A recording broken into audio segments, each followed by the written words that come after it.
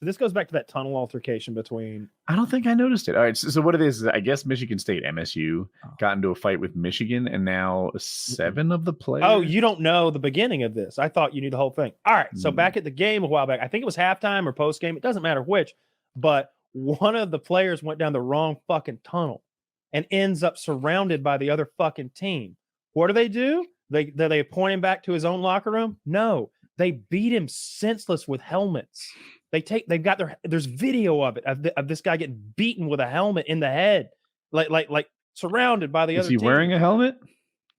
I don't remember that part. I didn't get super into this story, but they assaulted him, and now they're filing charges against those cocksuckers. That's so good. I hope that it ruins their careers. That's great.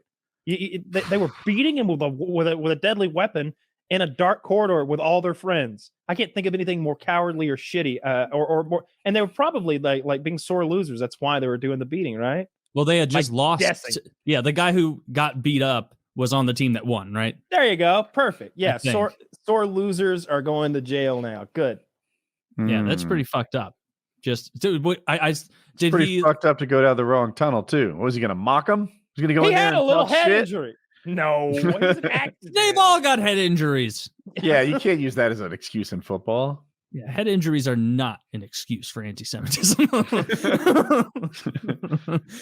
Yeah, that is good because I saw that clip, and using the helmets to lay the beating on him is like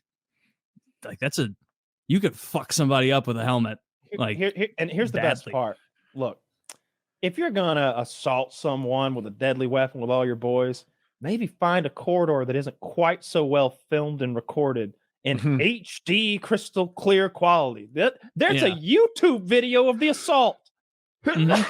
There's like journalists standing there asking questions about the defense.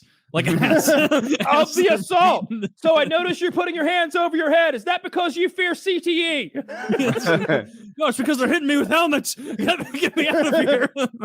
Yes, I noticed they're hitting you with their helmets. What do you think about the new helmets? They're supposed to be much harder. They are. They're so much harder than I'd ever imagined. My skull stands no chance against these high quality polymers. Yeah, I didn't think that those guys would actually get in legal trouble, but damn, they did. I'm not sure he went down the wrong hallway, like Kyle said, because it looks like both teams go down the same hallway. One goes left, one goes right, and he just didn't have his team around him. I think in watching this video, I'm not sure. You got to stay. Well, yeah, I'm watching the video as well. If he wasn't confused about his directions before the beating.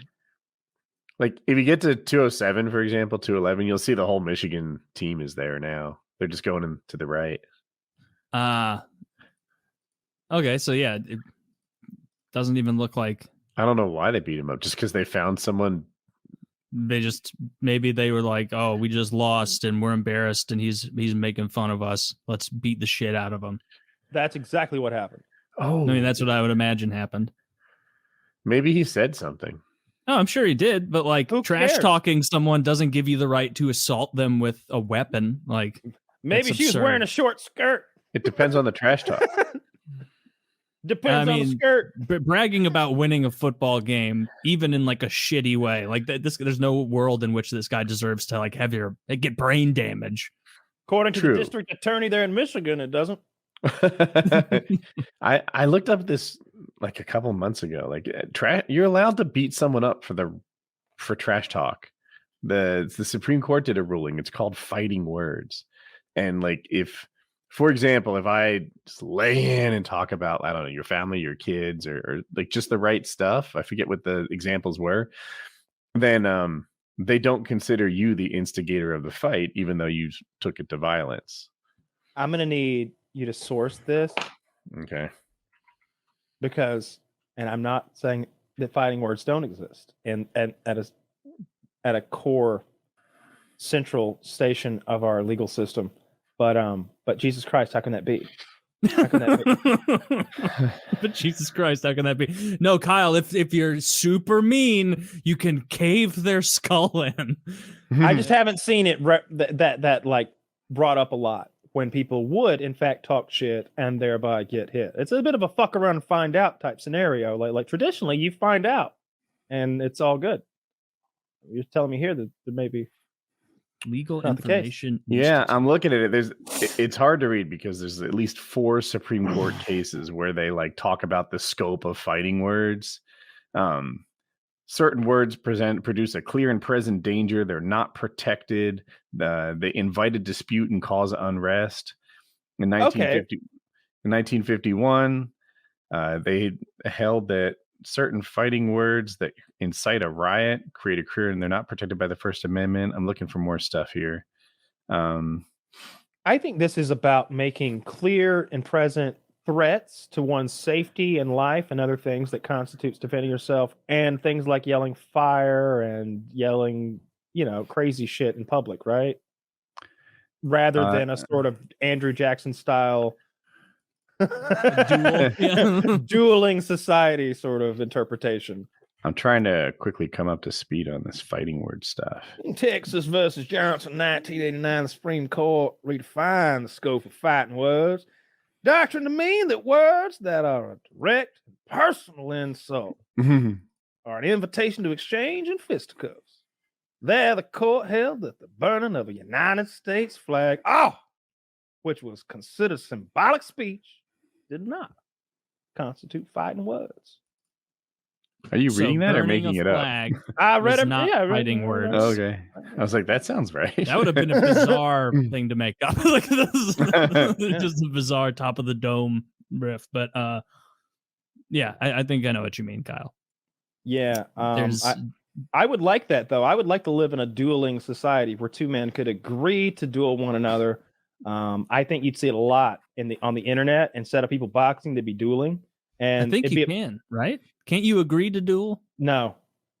You can agree to mutual combat in the Northwest. I think maybe it's Washington or Oregon, one of the others. And the cops will stand back. Like, you boys want to have a go at it? Hey, they're probably Canadian.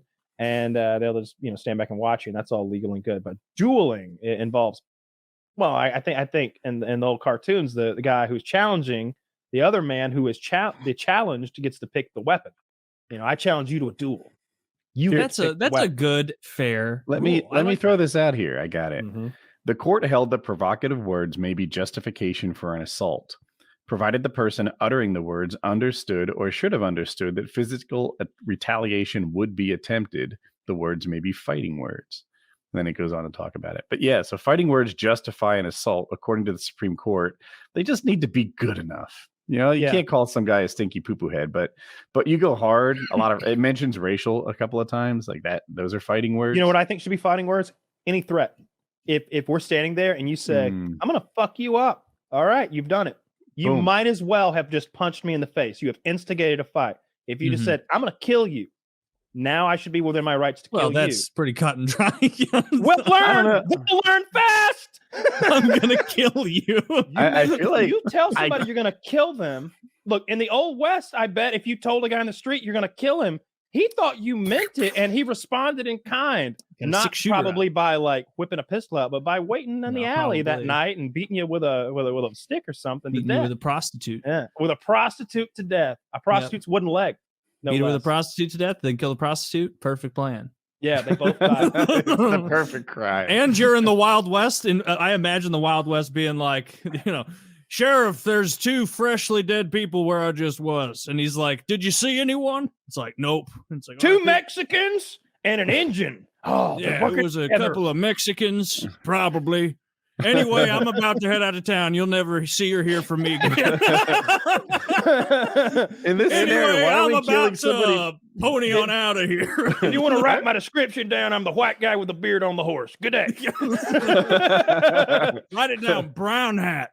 The horse's name is Charlie. Missing teeth. Little racist. Right away. There's no fingerprints. There's no DNA. The worst thing that could happen is someone got a good enough look at you to scrawl out some crude drawing of you that someone may recognize. Guess what happens if that person's not armed? You just waste people. It's Red Dead Redemption. They call me Kyle the Blinder because I'd blind everyone I did wrong. They'd never be able to.